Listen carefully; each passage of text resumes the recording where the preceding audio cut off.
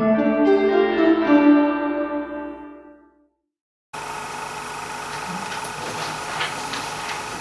les ventes qui ont été faites sur le lotissement de Domaine des Grès en 2011. Est-ce qu'il y a des encontres? Est-ce qu'il y a des abstentions? Juste une remarque. Oui. Pour la prochaine fois, j'aimerais que vous indiquiez la superficie des terrains, parce que c'est fait pour l'autre document que vous nous avez présenté juste avant, et celui-ci, en fait, on n'a pas la superficie des terrains vendus. Ah oui, pour celui-là. C'est utile pour le prix de vente au mètre carré. En mémoire, 68-69, ça doit être 595. En mémoire. Oui, mais là, c'est le prix de vente normal qui a été pratiqué en particulier pour le lotissement. Donc c'était 100 € fixés, c'est ça. Et puis, donc, pour Aiguillon, c'est une négociation particulière avec les organismes HLM. Et même chose pour le domaine des Grès, pour construction. Donc là, c'est le prix au mètre carré de Chab qui est fixé. Je vous ferai la demande par écrit, Madame Lebert, pour avoir le prix de vente. De toute façon, vous les avez dans vos programmes. Vous venez, ce que je veux, c'est que vous les avez pour Bien, donc sur ce point 14, y a-t-il des votes contre, y a-t-il des abstentions? C'est adopté à l'unanimité. Le débat sur les actions de formation. Donc, il y a eu peu de formations en 2011. Une seule formation sur le thème de l'urbanisme qui a coûté 420 €.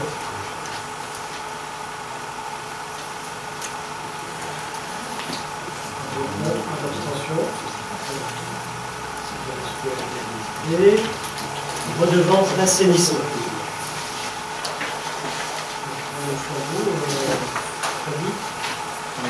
Alors il y a un annexe également sur le sujet, annexe 11.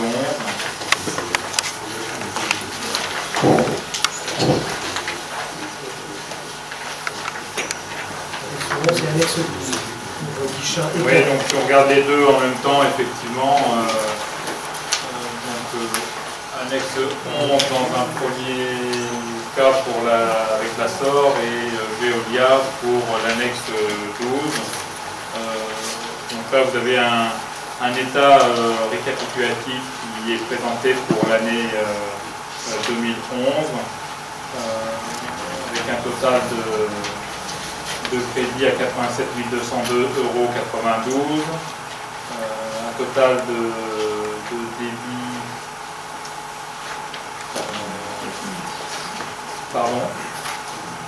à 4 905, voilà, je me cherchais, 4 905,82 €, ce qui fait un solde net à verser 82 297,10 €. Donc vous avez un détail sur la page suivante avec le compte de prestation pour perception. Donc là on vous rappelle notamment le montant des abonnements, les mètres cubes consommés, 126 750 en l'occurrence, le rappel du total de l'exercice, la reprise des impayés antérieurs, la valeur des impayés en cours, les créances irrécouvrables, ce qui donne un total général de 231 102,92 €. Et puis vous avez ensuite la rémunération du prestataire pour la perception de la redevance assainissement, avec un total hors taxe à 4 584,88 €.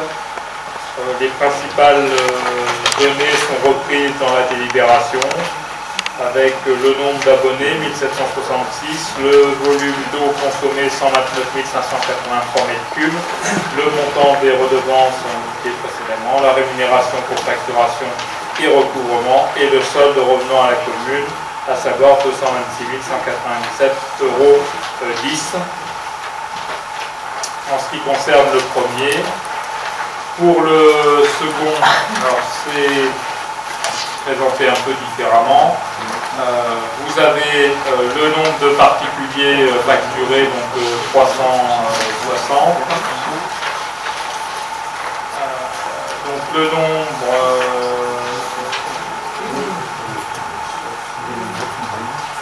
pardon, le volume que je cherche.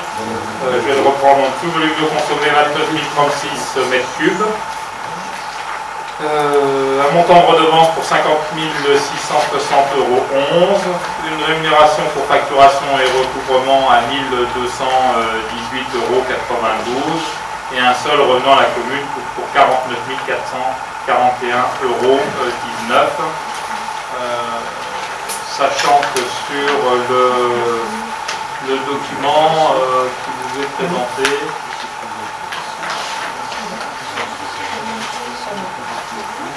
ce qui vous est précisé, c'est les états des non-valeurs intelligents essentiels. Pourquoi il y a deux tarifs là, de particuliers, un 30 et un 27? Quelle raison?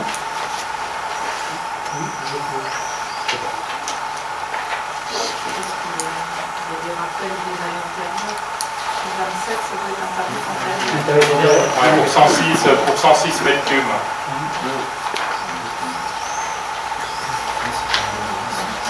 Et le tarif 2010, c'est ça. D'accord. Ça n'a pas beaucoup augmenté. Bien, écoutez, sur ces deux décisions, 16 et 17, je peux mettre au vote, Madame Hôtel. Je voudrais faire une remarque. Je constate que la rémunération pour facturation et recouvrement n'est pas identique entre la SOR et Veolia. J'aimerais savoir ce qui justifie cette différence. Si on la ramène à l'abonné, il y a une différence conséquente. Je ne sais pas calculatrice là, mais peut-être. Qu'est-ce qui le justifie? C'est juste une facturation. On ne parle plus de longueur de réseau.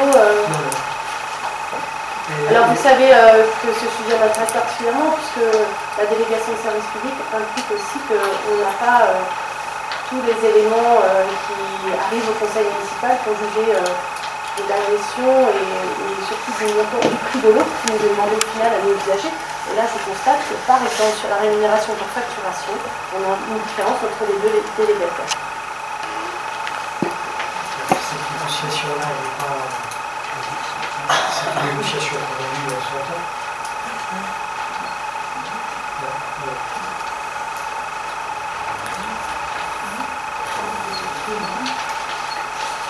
Alors, est-ce qu'il y a une grosse différence? Premièrement. Vous avez une calculatrice? Parce que dans un cas, on est à près de 4 €. Dans l'autre, je dirais qu'on est à 2,60 €. Les deux têtes, alors...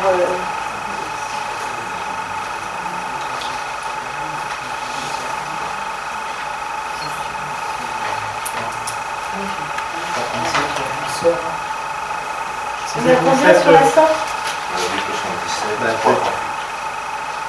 2,77 pour la SOR et 3,38 pour... Vous savez quand même que ces sociétés privées comptent beaucoup de bénéfices sur le dos des usagers. Donc c'est normal de se poser ces questions. Parce que ça, c'est à l'échelle de la commune de Bichat. Derrière, vous multipliez l'impact sur toutes les communes qui sont dans cette délégation. Puisque c'est un syndicat de réseau. Quand est-ce que les marchés sont renégociés? Oui, alors, Veolia, ça vient d'être renouvelé. Donc ça a été renouvelé il y a 1 an, 2 ans. Donc ça concerne le Sud. Donc ça a été renouvelé. Sur les Bruyères et Guichin, renouvellement fin 2013, 1er janvier 2014. On avait demandé une expertise financière pour savoir. Ce qui justifiait justement que la SOR, là la SOR, le prix de la SOR était plus élevé que le prix de l'eau. Oui, alors bon, en fait, il y a un audit qui va être lancé. Faire l'audit de la délégation de service public de la SOR. Donc l'opposition a du bon, monsieur le maire, parce que je vois que l'on évolue sur ce je ne sais pas si c'est à cause de l'opposition que l'opposition a du bon. Je vois qu'il y a une évolution et j'en suis heureuse. Merci.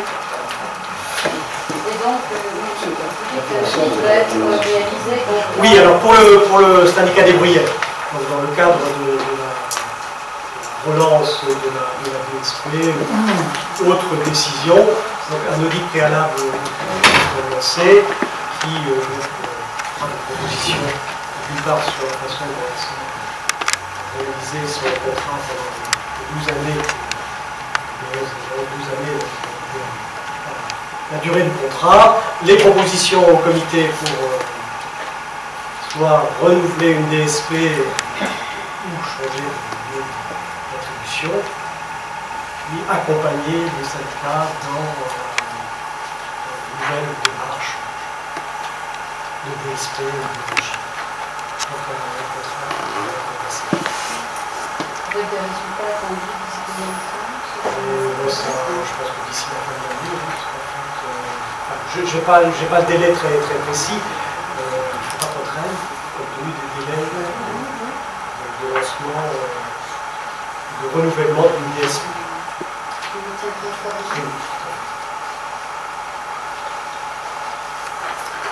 Bon, alors, je n'ai pas souvenir de ces tarifs. Est-ce qu'ils sont arrêtés dans la DSP? C'est là la question que je me pose. S'ils sont arrêtés dans la DSP, ça fait partie de la DSP. Si ça n'était pas le cas, ça veut dire que c'est un contrat que l'on a directement avec l'ASSOR ou Veolia et qui a été négocié, mais je ne me souviens pas avoir eu de négociation là-dessus, donc on va négocier. Bon, de toute façon, à partir du moment où une compagnie est retenue fermage de l'eau, on n'a pas de choix, on n'a pas le choix que de passer par elle pour ce contrat, cette remontée de l'assainissement. Il y a vraiment une grande différence.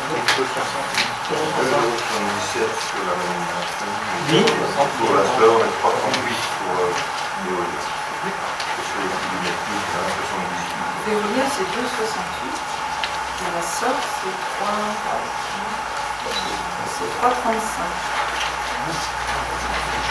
Comment vous avez fait? Bah, le coût... Ah, si vous ramenez au nombre d'abonnés, moi je l'ai calculé par rapport à la valeur multipliée par le nombre. Si vous prenez 0,80 fois 2,17 pour Veolia, ça fait 1,75.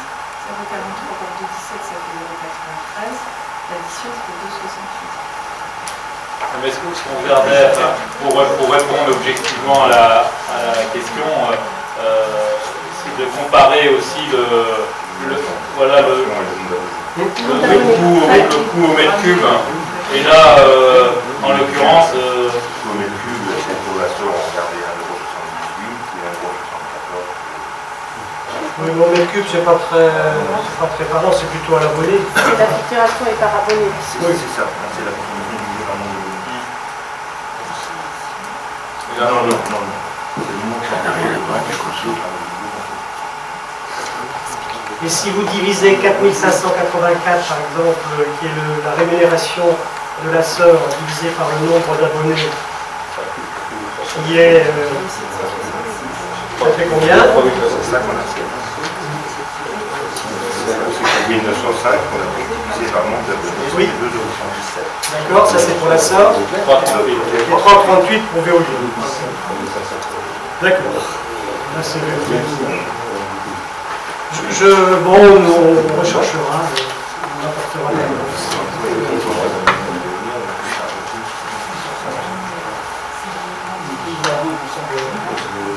Oui, sauf que effectivement, je suppose qu'ils le feront aussi sur les autres communes du syndicat. Bien, au point 16, au point 17, est-ce qu'il y a des votes contre? Est-ce qu'il y a des abstentions? Donc c'est adopté à l'unanimité. Non, monsieur le maire, excusez-moi, je m'abstiens du coup, puisque j'ai pas l'explication. Une abstention pour les deux? Bah oui, j'ai pas l'explication.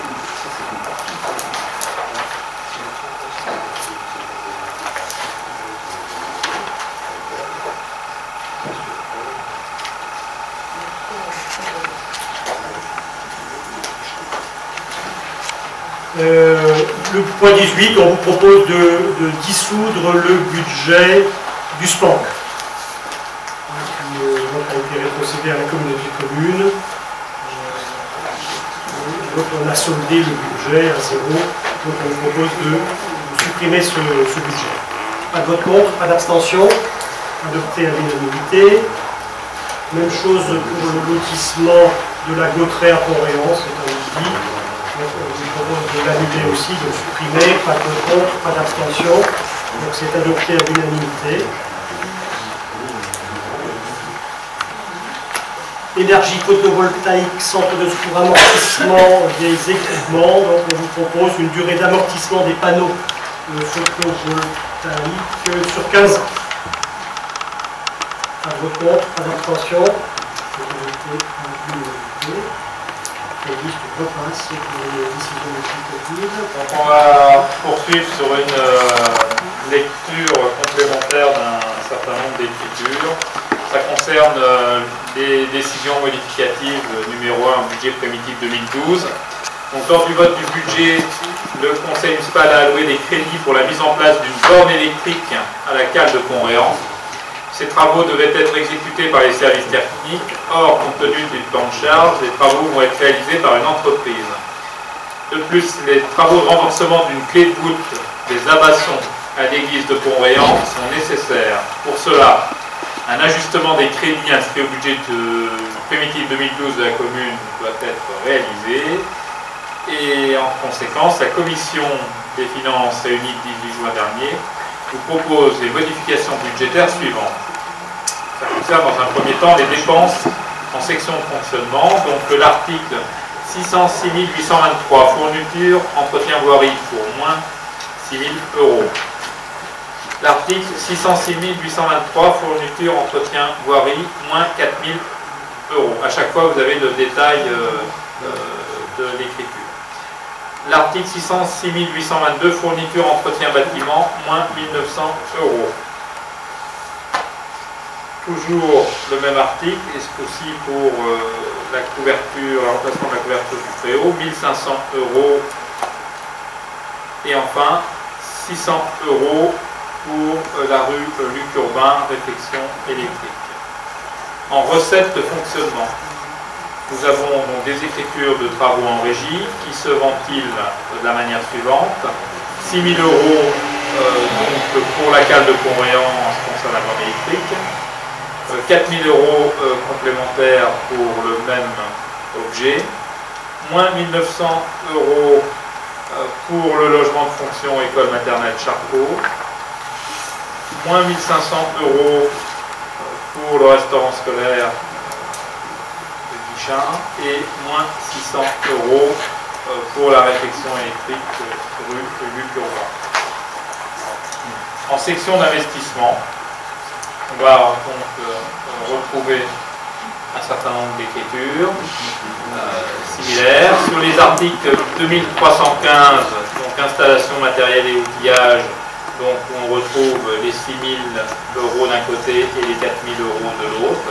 L'article 2313, construction, donc on retrouve les 1 900 € du logement de fonction école maternelle Charcot.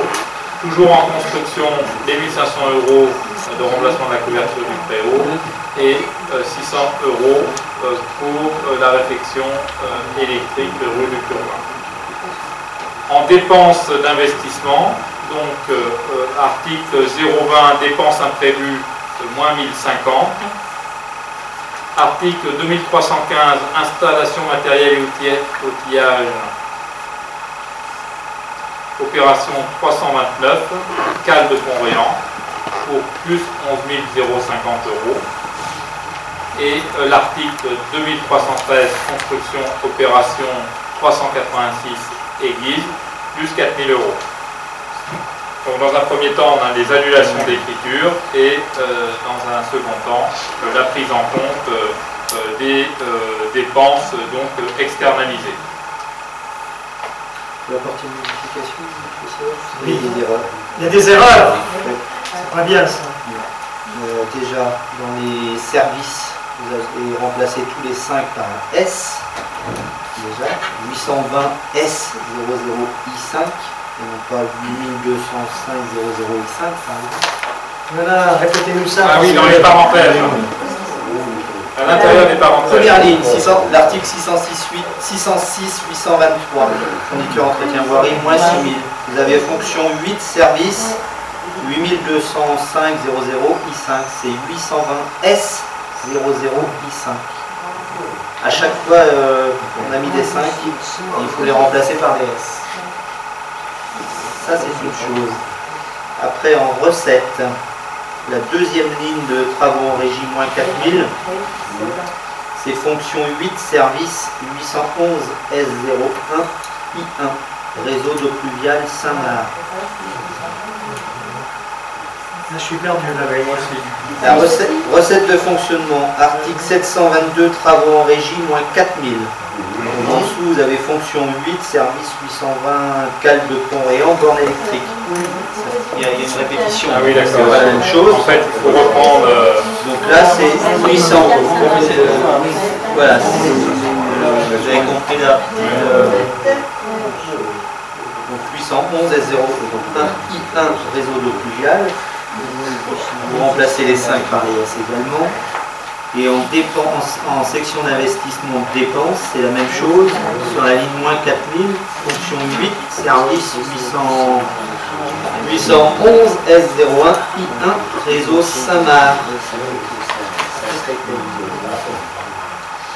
Le colis, petit colis. Ouais.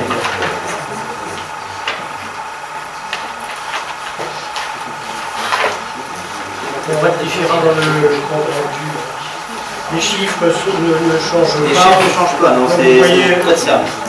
effectivement, il y a eu quelques économies qui ont été faites par les services techniques sur des opérations réalisées, comme l'intérieur de Charcot, alors peut-être pas être l'intérieur de Charcot, si, logement de fonction, ouverture du préau, réfection électrique, donc c'est des travaux qui sont terminés. Donc il y a eu quelques économies de fait qui permettent de financer une grande partie de la réparation de l'église de Pont-Réan. On ne fait appel à 1000 euros, 1050 euros de dépenses actuelles. Cette borne électrique, Ouais. c'est pour quel usage? C'était pour le marché, Pour le marché? pour des activités, pour des manifestations. Voilà. Ouais. Aujourd'hui, on est amené à prendre l'électricité au Canot-et-Kayak. On n'a parfois pas suffisamment de puissance pour alimenter les événements tels que les braderies. Donc voilà, on voulait mettre cette borne. Il faut la mettre hors d'eau, donc il faut la monter. Donc il y a un petit peu de travail à faire. On a laissé un fourreau qui va jusqu'au la pousse qui a été aménagée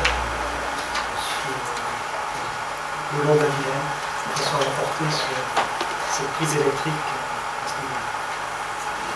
Et les bateaux seront cherchés. Les bateaux, non, enfin les bateaux, c'est pas un service à usage public, c'est un service pour lorsqu'on fait venir les niches de spectacle. Ah oui, c'est pas comme un décor, on va le dire.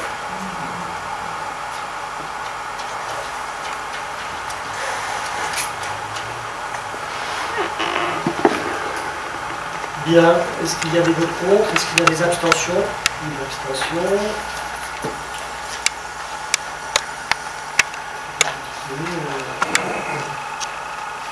On poursuit avec l'assainissement, budget primitif 2012, décision modificative numéro 1. Dans le cadre de l'ajustement comptable de l'actif du budget assainissement, il est nécessaire d'apporter des modifications au crédit alloué lors du budget primitif 2012. C'est pourquoi la Commission des finances et développement économique, réunie le 18 juin dernier, propose de modifier les crédits inscrits au budget primitif 2012 d'assainissement comme suit. Donc section fonctionnement, article 022, dépenses imprévues, plus 2236 euros. Article 6811, dotation d'amortissement, plus 6659 euros. Et article 023, virement à section d'investissement, moins 8895 euros. En section d'investissement, on retrouve l'article 021, virement de la section de fonctionnement pour moins 8895 euros. L'article 2803, amortissement des frais d'études plus 6 659 €, et l'article 28 158, amortissement autre installation matérielle pour plus de 1 236 €. J'ai dit d'amortir, c'est ça? En fait, ça fait suite à la volonté de la commune de s'engager dans la dématérialisation totale des pièces comptables. Et donc on doit un certain nombre d'ajustements des actifs de la commune, de l'assainissement, enfin surtout les budgets. Et donc là, en faisant celui de l'assainissement, le trésorier retrouve un certain décalage par rapport à notre actif, en plus, au moins selon les biens. Et donc, oui, il y a des études qui n'avaient pas été amorties. Par contre, il y a d'autres biens, c'est dans l'autre sens. C'est un ajustement des actifs. Vous aurez la même chose sur la commune, peut-être le mois prochain, enfin, le trésorier est en train d'y travailler. On remonte sur des biens très anciens pour certains. Donc sur ce point 22, est-ce qu'il y a des votes contre? Est-ce qu'il y a des abstentions? Donc c'est adopté à l'unanimité.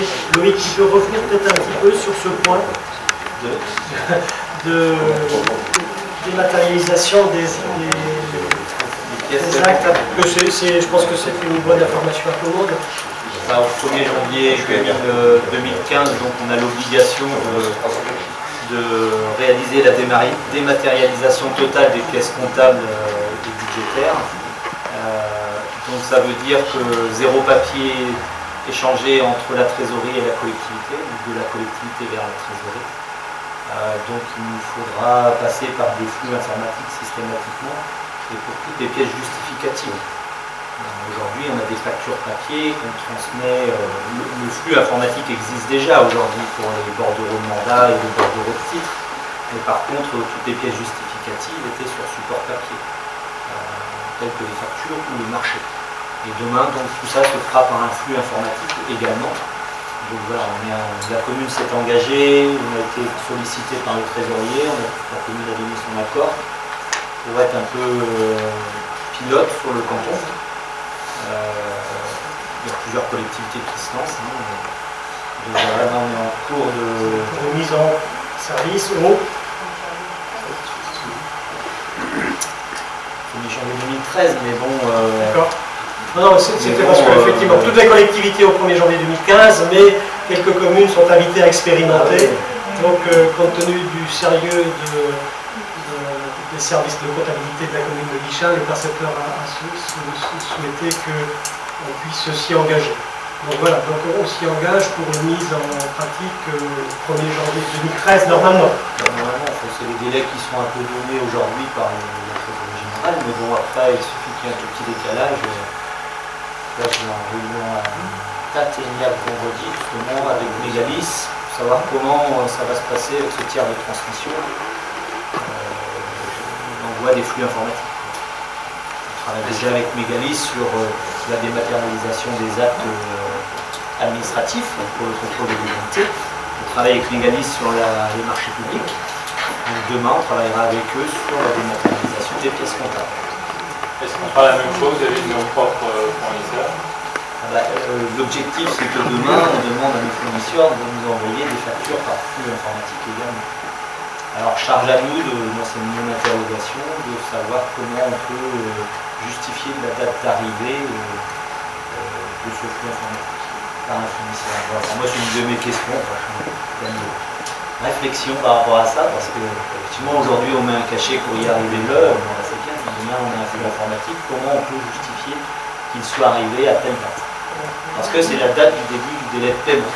Voilà, il y a peut-être des solutions techniques, mais bon, on se pose des questions. On découvre des situations. Pardon? Un accusé réception. Un accusé réception. Pas de votre emploi, oui. Ah oui, mais non, parce qu'après, ce flux, il doit être transmis à la trésorerie. Et le flux, il ne va pas indiquer l'accusé réception. Non, ça va être dans le flux informatique. Il va falloir avoir la justification de la date d'arrivée de cette facture. Ouais, il y a peut-être des outils, des petits logiciels, mais bon, il faut penser. Et pour votre information, une démarche originale. Et on démarre par la paye, par contre. Effectivement, le dit en juillet, on dématérialise la paye. On a fait un essai l'an dernier. Donc ça veut dire que n'y aura plus l'impression que dame bulletin de salaire au lieu de 3. Puisqu'il y en a un pour la collectivité, un pour l'agent et un pour la trésorerie. On conservera bien sûr le bulletin papier pour l'agent, pour la trésorerie et pour la commune, sauf si la commune décide de matérialiser l'objectif. Après, par contre, il faut aussi se poser la question de la sécurité informatique, etc. Enfin, voilà, il y a toute une réflexion à avoir sur notre organisation aussi interne. Réfléchis. Très bien, merci Loïc de cette information. Donc le point 23. Énergie photovoltaïque, centre de secours, budget collectif 2012, également une décision modificative numéro 1. Compte tenu des écritures d'amortissement effectuées sur l'année 2012, il convient de modifier les crédits budgétaires. C'est pourquoi il vous est proposé de modifier les crédits dans le sens suivant. En section de fonctionnement, dépenses, article 681, dotation d'amortissement, plus 18 846 €. Article 023, virement de la section d'investissement, moins 18 291 €. Et en recette de fonctionnement, article 707, vente de marchandises, plus 555 €. En section d'investissement, article recette, donc article 021, virement de la section d'exploitation, moins 18 291 €. Article 28 138, amortissement des constructions, plus 18 846. Et article 1641, emprunt en euros, moins 555 €. Pas de contre, pas d'abstention, c'est adopté à l'unanimité. Donc la date, c'est votre domaine, le suivant. Alors, les commissions petite enfance, jeunesse, culture, spectacle et finances, développement économique, emploi réunis respectivement les 14 et 18 juin 2012 proposent de maintenir, premièrement, les tarifs d'entrée de 2012 pour la saison culturelle 2013 à l'espace Galatée, soit goûter, spectacle, jeune public, tarif C pour adultes à 6 € et tarif B pour jeunes jusqu'à 14 ans à 3 €. Deuxièmement, la gratuité des entrées aux spectacles scolaires à destination des écoles publiques et privées de la commune et du collège Noël du Fax. Pas de contre, pas d'abstention. Donc c'est adopté à l'unanimité. Le point 25, donc lié au point que l'on a vu sur la vente du terrain en Cap Ouest. Donc cette opération nécessitera l'aménagement de la rue du Rocher sur certaines longueurs, sur le plan. On a donc chiffré les travaux de bordure, voirie, trottoir, eau pluviale, éclairage public, pour un montant de 167 152,70 €. Donc, on vous propose donc de fixer le coût de la voirie des réseaux à cette somme, de décider que les terrains concernés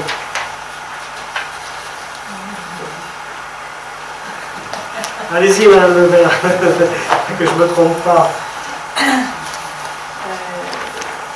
Oui, parce que j'ai fait une petite erreur dans la PVR, donc c'est un calcul qui se fait dans une bande de 80 mètres de part et d'autre de la voie. Simplement, on doit déduire de ces bandes-là les terrains qui ne se desservent pas par l'ARD, et j'ai oublié de les déduire dans le texte et donc dans la superficie qui servent au calcul du prix au mètre carré. Donc c'est les parcelles qui se desservent par la rue Colette. C'est donc la cave, la rue Colette, c'est le lotissement de Bonnet. Donc c'est la case 180, 194, 203 et 205. Donc ceux-là, ils ne se desservent pas par l'ARD. Donc les textes disent qu'on doit les exclure du calcul. Donc au lieu des 36 566 mètres carrés, ça vous fait 34 779 mètres carrés. Donc, ce qui fait un coût au mètre carré, au lieu de 4,57, ça va augmenter à 4,81. Donc voilà, on vous propose de fixer le montant de la participation due au mètre carré de terrain desservi à 4,81 et d'indexer ce chiffre sur l'indice TP0. Oui, madame. Donc la société CapWest participerait à la PVR et j'aimerais savoir à quelle hauteur, quel montant. Eh ben, on fera le calcul en fonction du terrain donc, qui rentre dans la bande des 80 mètres.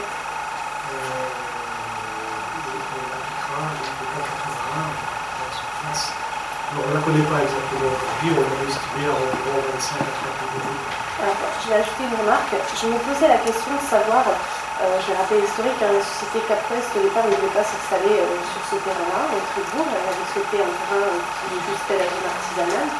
Et je me pose la question si le fait que la municipalité lui ait proposé ce terrain a un lien à voir avec le fait qu'elle va participer à la PVR et du coup nous permettre d'installer des trottoirs, de financer des trottoirs sur ce domaine-là. Est-ce qu'il y a un lien direct? Non, il n'y a pas de lien direct, c'est l'inverse. C'est une opportunité en tout cas. C'est-à-dire que, bon, on a fixé de la PVR sur 3 voies de Guichat, donc qui sont C'est-à-dire que c'est pas raisonné comme ça, c'est que vous avez pris une délibération générale il y a une certaine époque qui impose, qui oblige qu'à chaque fois que vous faites des travaux sur une voie qui, suite à une urbanisation, vous êtes tenu d'appliquer après la PVR.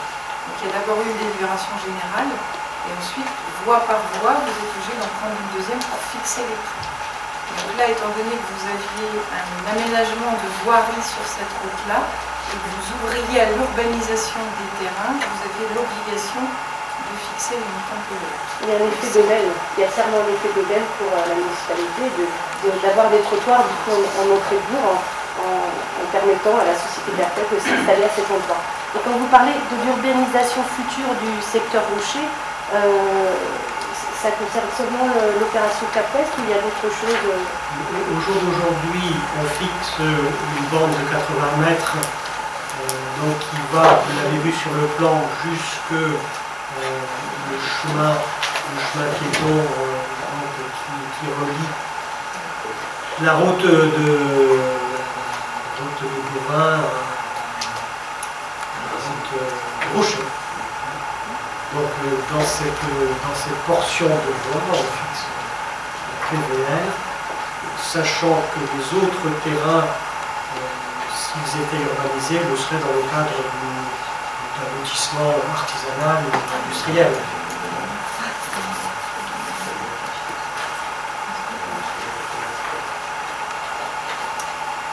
Voilà. Bien, je peux mettre au vote ce point 25. Est-ce qu'il y a des votes contre? Est-ce qu'il y a des abstentions? Donc 5 abstentions.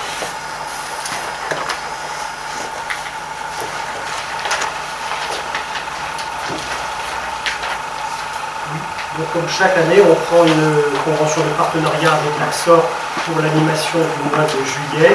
Donc on met à disposition notre animateur sportif et la commune nous rembourse les frais de cet animateur sportif, soit 1080 €.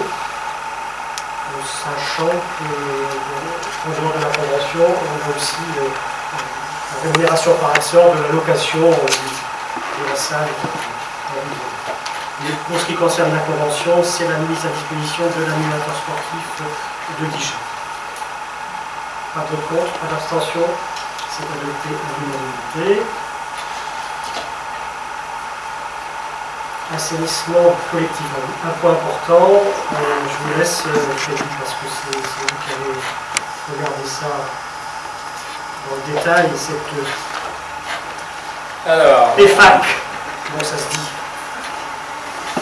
PFAC. Par délibération numéro 04-290 en date du 13 septembre 2004, le Conseil a fixé le montant de la participation pour raccordement à l'égout, on va dire PRE.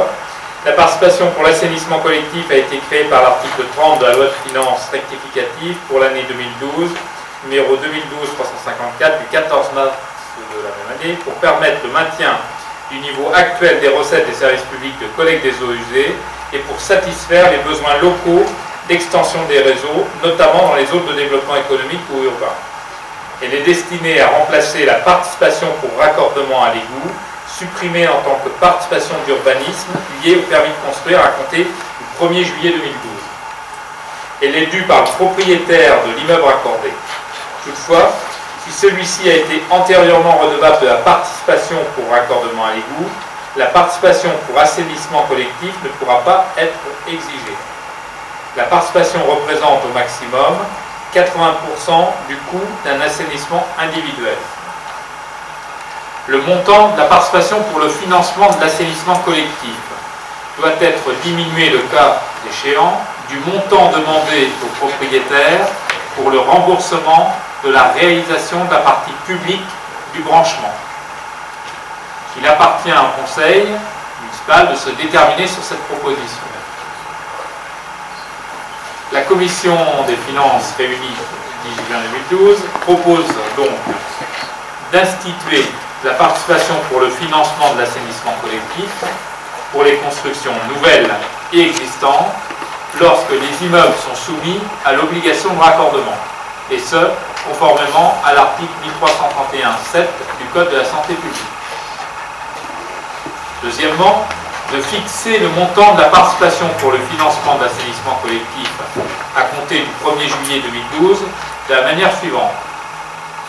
Construction individuelle, 1000 €. Construction de logements en locatif, 500 € par logement. Pardon, j'ai dit quoi? Locatif. Construction de logements en collectif, 500 € par logement. Construction de logements sociaux individuels, 500 € par logement. Et on entend par logements sociaux individuels tout ce qui relève du locatif social, location-accession ou accession sociale. Construction de logements sociaux en collectif, 250 € par logement. Et ça concerne de nouveau locatif social, location-accession et accession sociale. En ce qui concerne la construction d'hôtels, résidences hôtelières ou similaires, nous avons souhaité établir une distinction en fonction de la superficie du plancher. Donc si celle-ci est inférieure ou égale à 25 mètres carrés, on propose 250 € par chambre, studio ou appartement. Et lorsque la superficie du plancher est supérieure à 25 mètres carrés, 350 € par chambre, studio ou appartement. Enfin, pour la construction de locaux d'activité, c'est également une participation en fonction de la surface plancher. Si celle-ci est inférieure ou égale à 500 mètres carrés, on propose 500 €. Si la surface du plancher est supérieure à 500 mètres carrés et inférieure ou égale à 2000 mètres carrés, nous proposons 1000 €. Et enfin, si la superficie est supérieure à 2000 €, on propose 2000 mètres carrés, je vais y arriver, 2000 €. Superficie du plancher supérieure à 2000 mètres carrés, donc une contribution de 2000 €. Et enfin, troisièmement, de rappeler que le fait générateur de la participation pour le financement de l'assainissement collectif est le raccordement du réseau. Aujourd'hui, une maison individuelle à la PRE était à 1000 €, c'est ça. Donc on a gardé ce chiffre de 1000 € pour partir. Et après, on a regardé ce qu'ont fait d'autres communes, on a essayé de s'étalonner par rapport à des communes qui ont déjà voté cette participation.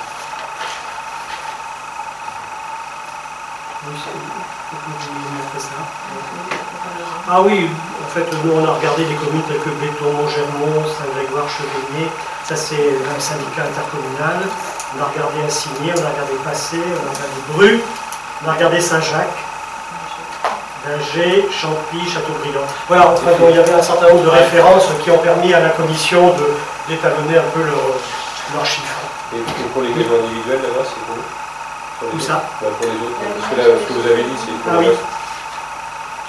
Pour les maisons individuelles, oui, je plus le chiffre. Donc, assigné, donc ça sera 1000 € par logement inférieur au nombre 5. Donc, passé, c'est 557 €. Brou, c'est 884,10 €. D'Angers, c'est 1000. Champy, 1800 à 2000. Châteaubriand, 1500. Et Saint-Jacques, 509. Ouais. Nous, on avait un étalonnage là. Non, ce qui est un peu bizarre, c'est que les surfaces des locaux d'activité, là, en fait, c'est moi qui m'en dis plus. Ah oui, en dessous de 500 mètres carrés. Oui, vous avez raison.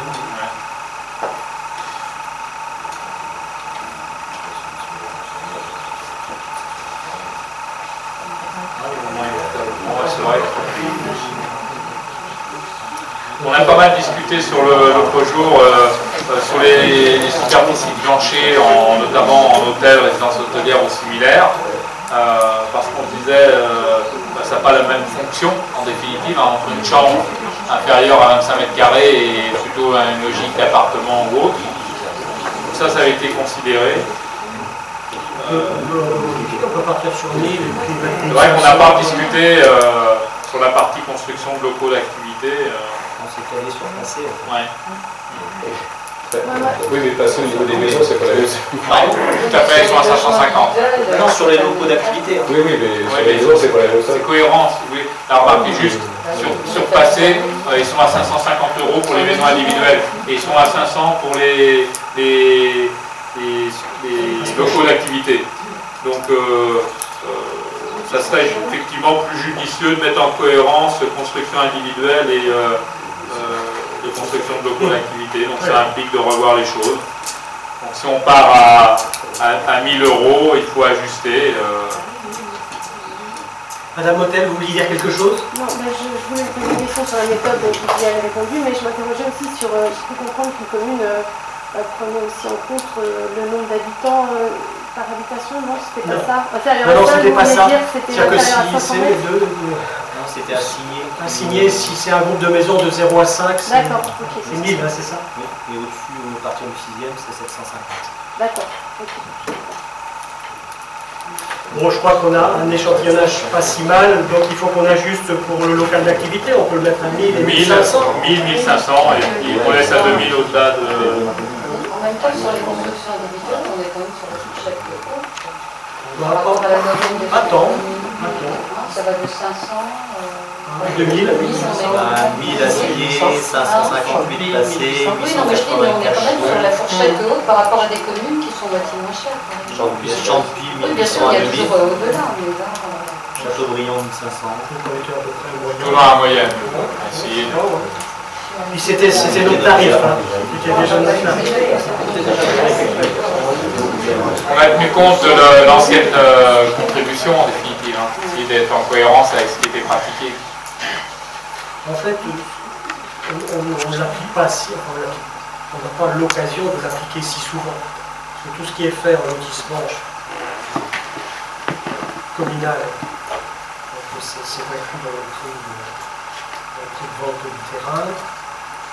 En lotissement privé, on va l'appliquer maintenant, alors qu'on l'appliquait pas avant, c'est ça. Parce que c'était un petit peu d'ailleurs ce qui était un peu anormal dans les lotissements privés, on n'appliquait qu'un seul branchement, qui était le branchement d'arrivée. Oui. Oui, c'est pareil. Ouais. Sauf que la commune met le terrain à disposition et équipé. C'est la commune qui est équipée là. Alors qu'un lotissement privé, c'est une différence. On peut voir ça raisonnement. Ça veut dire que maintenant, là aussi, dans les lotissements, par exemple, communaux, ce ne sera pas intégré dans le prix de vente du terrain, ce sera une facturation ultérieure au moment du raccordement. Et l'aménageur qui va payer, c'est le particulier en direct. Là, ça pose question. Parce que, du coup, vous savez, au moment où on fait construire, il y a déjà différentes taxes qui arrivent au moment de la construction. Et quand on fait construire, je pense aux jeunes familles qui font construire pour la première fois, les budgets sont serrés et l'ensemble de ces taxes peut représenter une somme importante sur un budget de construction. Sachant qu'en plus, on va être dans l'obligation à partir du 1er janvier de respecter la norme pour les maisons de basse consommation, donc c'est des surcoûts. Oui, basse consommation, on peut dire que le chauffage à France. Des normes d'isolation différentes, c'est un bien, mais je veux dire, en termes de coûts, est-ce qu'on ne pénalise pas les jeunes ménages avec ce type de mesure? Je ne sais pas comment on le fera, effectivement, mais c'est pas facile de le faire apparaître. Mais bon, ça serait bien qu'on le fasse apparaître quelque part. Est-ce qu'on pourrait adapter en fonction, le tarif en fonction de la superficie des terrains? Ça va venir de la cuisine. Parce que un branchement, c'est un branchement. Ouais, ça va être de la cuisine. Enfin, une famille de 5 personnes peut avoir un terrain de 250 mètres carrés, et puis une famille de la même composition avoir un terrain de 500 mètres carrés. Mais vous comprenez ma préoccupation, hein, c'est juste le budget des jeunes familles. Ceci étant, on peut aussi, pour rentrer dans ce que vous voyez, là, c'est un terrain de 200 mètres carrés, ne pas faire un prix au mètre carré qui soit le même que le prix à 500 mètres carrés. Hein. C'est-à-dire que proportionnellement, le prix au mètre carré est quand même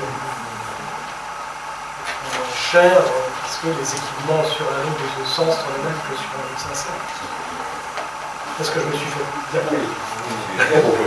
Est-ce que sur certaines communes que vous avez pu auditer, il y a justement une différenciation en fonction de la superficie? Oui, il y avait pas, on n'en a pas fait récemment, parce que la question ne s'est pas posée, mais j'ai souvenir de certaines opérations où le prix au mètre carré de terrain était plus élevé pour de petits terrains que pour des grands terrains.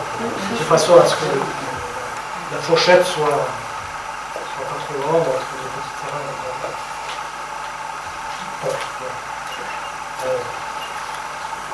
Bon, donc pour ce qui nous concerne, on propose 1000 sur les locaux d'activité, 1500. Oui. D'accord. Bon, moi je vous propose de rester sur les autres chiffres, hein, même si, comme disait Mme Kiefer, les gens individuels, je pense qu'avec les chiffres qu'on a, on est sur la moyenne à peu près entre 500 et 2000.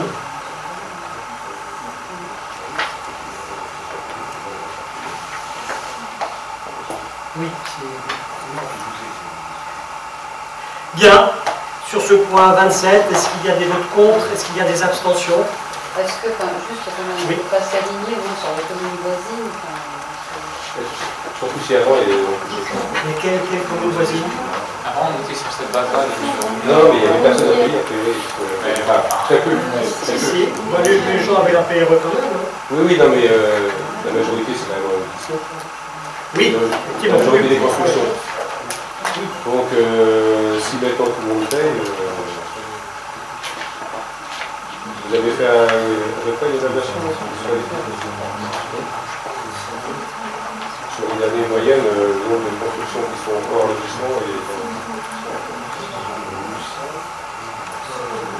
hors lotissement, il y en a pas énormément. Très peu. C'est pour ça que là, on va passer de 0 à 1000 quelque part. Pour les gens qui sont en lotissement.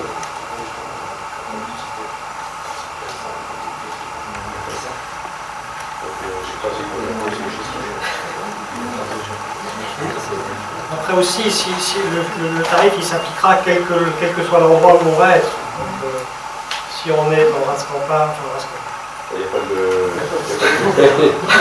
à l'endroit où on a quand même l'assainissement collectif, logique que l'on fait 10 euros. Lotissement, on peut dire ça peut être moins cher, mais ce sera le même prix pour tout le monde. C'est le même, que ce soit un lotissement ou franchement c'est un branchement. Oui, mais là ça serait pour tout le monde, parce que là à l'heure actuelle, il y a tout le monde qui se raccorde en dehors des lotissements.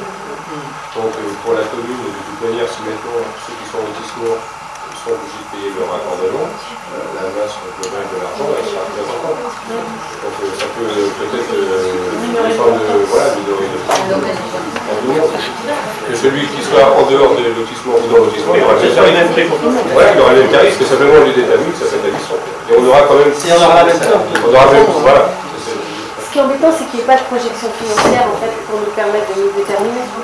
Moi je rappellerais que ça quand même. C'est quoi la projection financière? Ce qu'évoque M. Leport, ça pourrait être. Les questions qu'il vous pose sont très intéressantes parce qu'il vous pose la question est-ce que ça concernait beaucoup de nous finalement? Qu'est-ce que vous aviez comme retour financier de ces opérations-là? Et demain, qu'est-ce que ce sera puisqu'on aura des lotissements inclus dans cette nouvelle taxe? Donc il y avait une possibilité de faire. Vous êtes capable de faire des projections financières? Alors attendez. C'est quoi une projection financière? Donc on se place dans un budget assainissement. C'est bien dans ce budget assainissement-là. Cette rentrée financière va tomber dans le budget assainissement.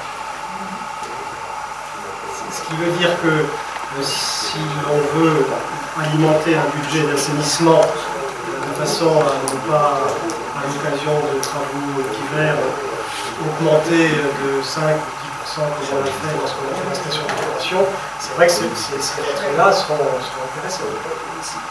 Si on fait 60 logements par an, ça va faire 60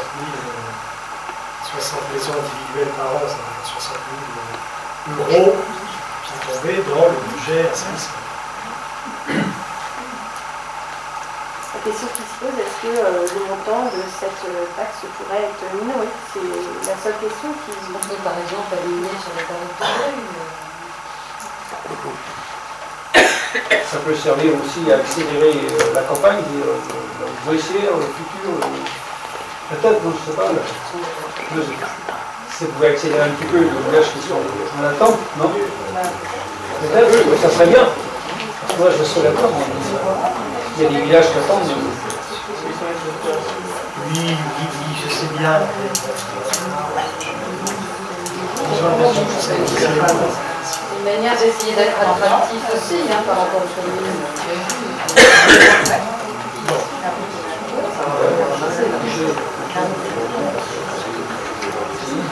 Si on a de l'argent,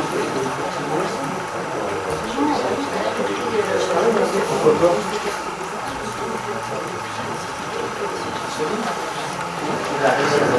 Non, mais, moi, je rappellerai simplement dans l'échange en commission des finances, on a aussi acté le fait qu'il y avait des pratiques. Donc il y a des personnes qui ont payé à ce jour 1 000 € par habitation. Donc c'était délicat de modifier la donne et de ne pas être équitable dans le choix opéré. Il y a des personnes qui ont acquitté à ce jour 1 000 € pour au titre de la PRE.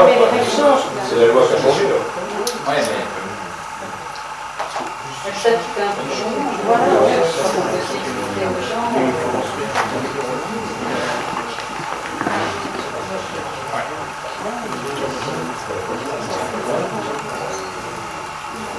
Parce que de toute façon, globalement, même en mettant 800 €, la commune aura plus. Mais la question que je me pose... Donc voilà, après, la question que je me pose, c'est le chiffre de la commune de Grue est très précis. Donc j'ai l'impression que... Parce qu'en fait, ils sont partis du tarif de l'année dernière, c'est les augmentations successives qui font qu'il y a des chiffres décimales comme ça. Ils ont repris le tarif de l'an passé. C'est la PRE, ils m'ont traduit en PAC, c'est tout un point. Comme le passé, on est à 558, c'est parce qu'au fil des années, il y a eu des augmentations progressives, ils ont pris les mêmes choses. Moi, je vous propose de voter. On verra après pour les lotissements, peut-être qu'il y aura des formules de dire on a un prix de vente et puis on tient compte de la participation à l'assainissement. C'est pas légal. Non. Bon, je peux mettre au vote. Alors, est-ce qu'il y a des votes contre? Est-ce qu'il y a des abstentions? 5 abstentions.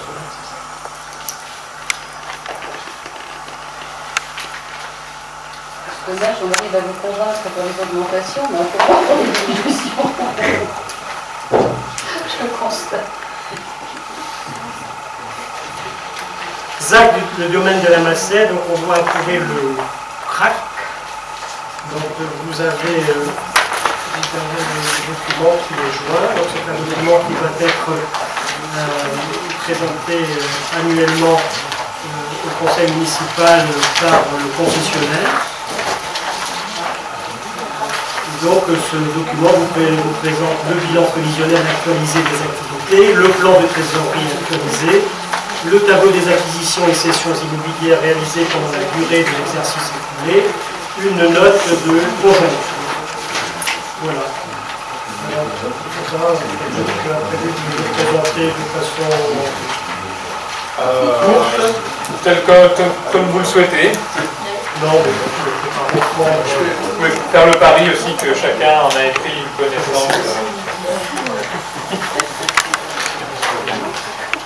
Mais je veux bien, après avoir donné lecture de nombreux chiffres, être plus littéral. On peut aussi regarder le tableau,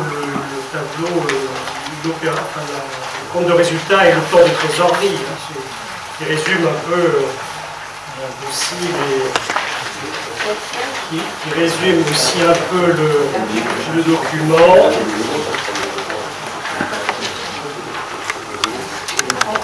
Sachant qu'il y a un point quand même important dont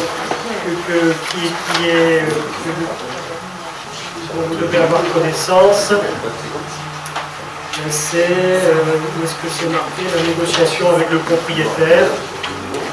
Il est indiqué quelque part que l'avancement des négociations à la page 11, c'est dans les annexes, hein? Non.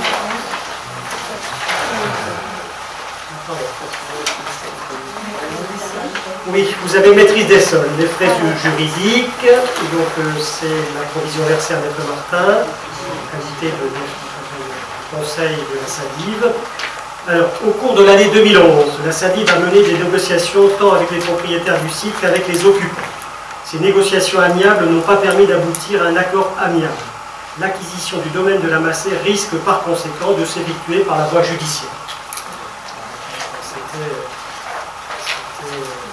Est-ce qu'on peut avoir des précisions sur les différents qui ont fait qu'il n'y a pas eu de négociation? Quel était le prix proposé par la SADIV et quel était le prix demandé par les propriétaires?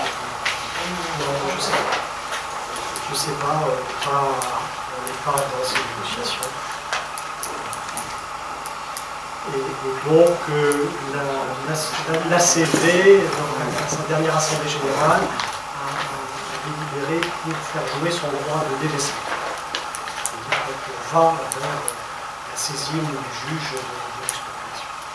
Ce qui ne me paraît pas non plus anormal. Comme, le délai, combien de mois va faire? Le délai va moins un an.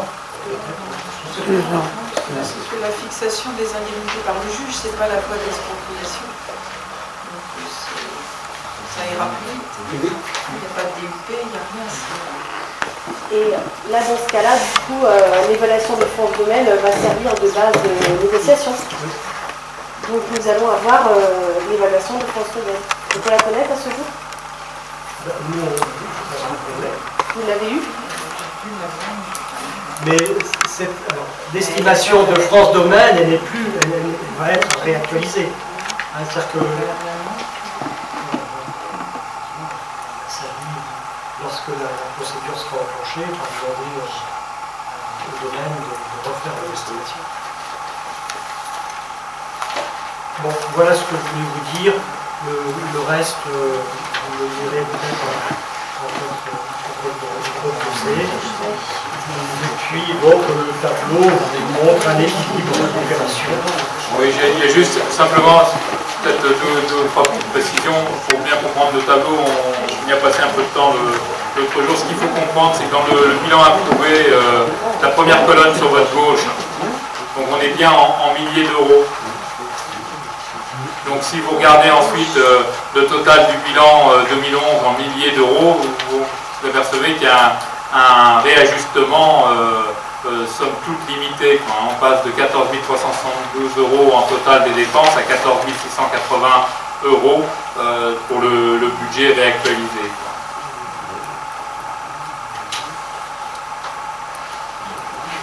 Voilà, pour le reste, il n'y a pas de modification majeure sur ce qui avait été présenté initialement.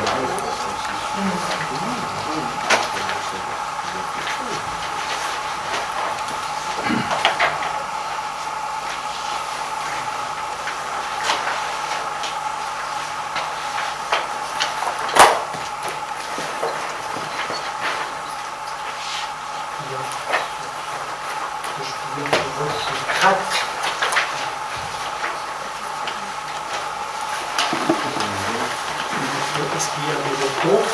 Est-ce qu'il y a des abstentions? 5 abstentions.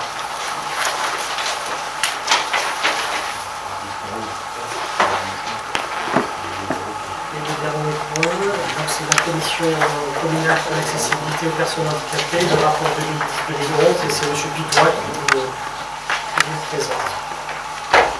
L'article L 2143-3 du Code général des collectivités territoriales, créé par l'article 46 de la loi du 11 février 2005 pour l'égalité des droits et des chances, la participation et la citoyenneté des personnes handicapées impose aux communes de plus de 5000 habitants la mise en place d'une commission communale pour l'accessibilité aux personnes handicapées. Il définit ses missions, à savoir, elle dresse le constat de l'état d'accessibilité du cadre bâti existant, de la voirie, des espaces publics et des transports. Elle établit un rapport annuel présenté en conseil municipal et fait toute proposition utile de nature à améliorer la mise en accessibilité de l'existant. Le rapport présenté au conseil municipal est transmis aux représentants de l'État dans le département, au président du conseil général, au conseil départemental consultatif des personnes handicapées, ainsi qu'à tous les responsables des bâtiments, installations et lieux de travail concernés par le rapport. La commission organise également un système de recensement de l'offre de logement accessible aux personnes handicapées. La commission communale, créée à Guichen en 2007, a établi son rapport numéro 3, conformément à la réglementation qui vous est présentée pour information. Alors vous avez donc l'annexe 15 qui vous donne déjà la composition du bureau. Alors on a des représentations de la commune, 3 représentants. Représentant de l'association d'usagers, on a Mme Galbrin de Guichen. On a représentant d'association, représentant des personnes handicapées. Alors on avait M. Ether de Pléchâtel depuis un moment et pour des raisons de santé, il a démissionné. Donc on se trouve à la recherche d'une personne qui pourrait nous aider dans les différents travaux, une personne handicapée qui pourrait nous venir dans notre groupe. La commission s'est réunie 3 fois en 2010 et 2011. Alors le plan d'aménagement de la voirie et des espaces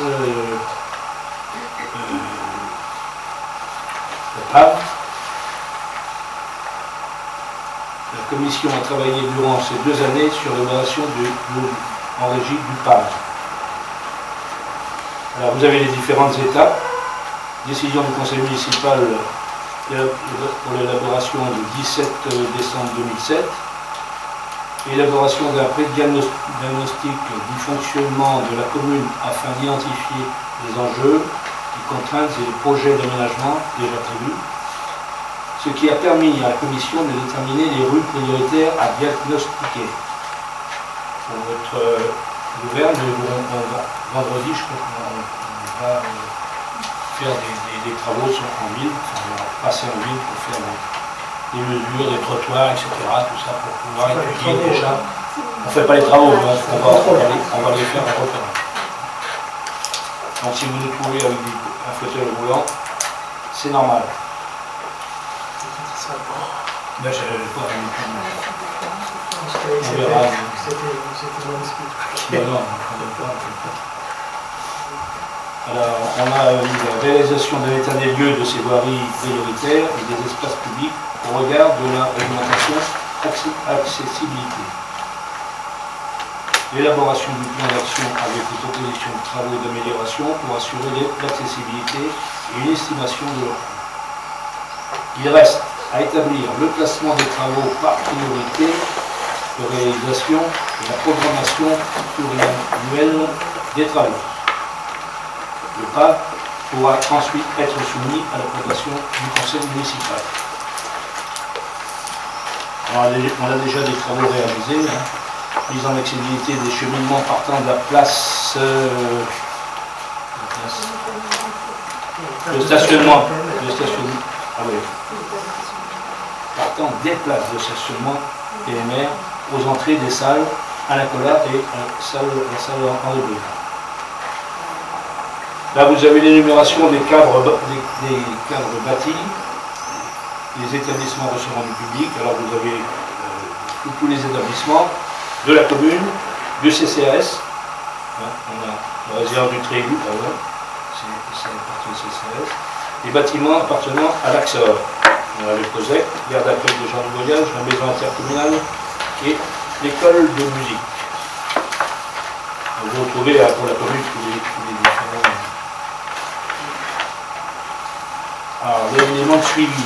Les travaux de mise en accessibilité de la salle de Bruyard ont été réalisés à l'exception de la signalétique dont la pause est prévue en 2012. Parce que là, on parle de 2011. C'est fait. Les travaux de mise en accessibilité de la salle à Nicolas seront réalisés aussi en 2012. C'est fait. Les travaux de mise en accessibilité de la poste de Guichin sont programmés premier semestre 2012. Vous avez vu que les travaux ont été faits dernièrement. La commission a souhaité que les deux prochains bâtiments à rendre accessibles soient l'espace Galatée et le restaurant scolaire municipal de Guichin. Les travaux de mise en accessibilité du dojo tennis seront réalisés en même temps que la construction de la nouvelle salle de sport qui va débuter en septembre ou octobre 2012. De même, la mise en accessibilité de la mairie sera traitée à l'occasion des travaux de réhabilitation dont la première tranche va commencer en fin d'année 2012. La commission a souhaité qu'un nouveau courrier soit adressé aux ERP privés sur leurs obligations en matière d'accessibilité et en leur précisant que dans le cadre de l'EDESCA, il est prévu que la Chambre de commerce de Rennes accompagne les commerçants techniquement et financièrement dans la mise en accessibilité de leur établissement. Voilà. Alors, je me posais la question, quelles sont les voiries prioritaires que vous avez expertisées à partir de demain avec votre feuille roulant? Quelle voirie vous comptez diagnostiquer? Là, on va faire les bourgs déjà. Pardon? On va faire les bourgs. Parce que j'ai été interpellée déjà sur le sujet du lotissement Charcot, parce que les lampadaires ont été changés. Et au moment du changement de ces lampadaires, les habitants, apparemment de Charcot, nous ont demandé de faire en sorte de ne pas les repositionner au même endroit parce que ça empêchait l'accessibilité d'un fauteuil roulant. Et alors là, à ce moment-là, je ne sais pas où ont été changés les lampadaires, on a repositionné les lampadaires au même endroit, alors qu'on avait l'occasion de bien faire les choses. Et il n'y a pas C'était demandé l'accessibilité aux habitants. Oui, mais moi je vous pose une question que des habitants m'ont posée. En fait, ils ne pouvaient pas le faire en même temps. Tout simplement, ça se rappelle les plus pour alimenter un lampadaire, il faut des câbles. Les câbles, quand ils sont calculés au plus juste, on ne peut pas les... On va étudier tout ça. J'étais alertée sur le sujet, et donc c'est faire et défaire. Et j'ai une autre question aussi. On ne peut pas le faire en même temps, parce que j'ai été vraiment la première à le premier aussi, et à le signaler. On n'a pas défait, on a amélioré la luminosité. Les habitants se posent la question. Moi, je transmets une demande des habitants. D'autre part, si vous êtes... Ils ont la réponse déjà, parce qu'ils m'ont posé aussi. La réponse, et sur le domaine des grès, sur le lotissement au niveau des grès, vous avez des places de parking pour personnes en situation de handicap. Et il y en a une notamment, je vous amènerai une photo, moi je dirais tout simplement honteux, parce que la place de parking, et une borne électrique, et la place de parking a été dessinée autour de la borne électrique. Donc c'est impossible de se garer à cet endroit. Je ne sais pas si vous l'avez constaté, monsieur. Si, c'est une erreur. C'est une erreur. C'est une erreur, mais pour déplacer la borne électrique, c'est pas simple. Alors, je vous dis, là aussi, j'étais alertée par des habitants qui, du coup, ça donne une très mauvaise image de notre commune, même si nous n'en sommes pas responsables. Sauf que dans ce programme-là, c'est quand même le promoteur du bâtiment qui n'a pas calé son projet sur le projet communal. Et donc au final, on se retrouve avec cette problématique-là. Voilà. Et donc c'est bien la commune qui va payer le déplacement de cette armoire. On attend le devis de page électronique tout simplement depuis 6 à 8 mois à peu près. Même si nous n'en sommes pas responsables, ça donne une très mauvaise image de notre commune. Là, c'est pas la commune. Oui, mais les habitants ne le savent pas forcément. Donc eux, ils voient une place de parking avec une borne électrique. Voilà. Vous voyez pourquoi ça traîne alors la fourniture du devis? J'ai beau relancer le page 2, 3 ou 4 fois, à chaque fois j'ai la personne, oui, on vous fait le devis, etc. Je ne l'ai pas. Demain, on se paye ensemble. L'entreprise est prête, autrement, on va intervenir, TGE est prête, on a son devis également. Mais voilà, il nous faut le page électronique pour décabler et recabler après la télévision, parce que c'est une borne de télévision. Bien. Bien, écoutez, je vais vous donner acte d'avoir vous êtes arrivé au terme de la réunion, on va diffuser. Avant que vous le quittiez, est-ce que le 17 juillet, on aura notre quorum? Est-ce que ceux qui seraient susceptibles d'être en vacances le 17 juillet, 1, 2, 3, 4, 5, 6. Ah oui, mais ça, on va voir avec eux. 7. Non, mais 7, ça va encore. Bon, allez, on maintient. Ne partez pas, hein, les autres. On va partir.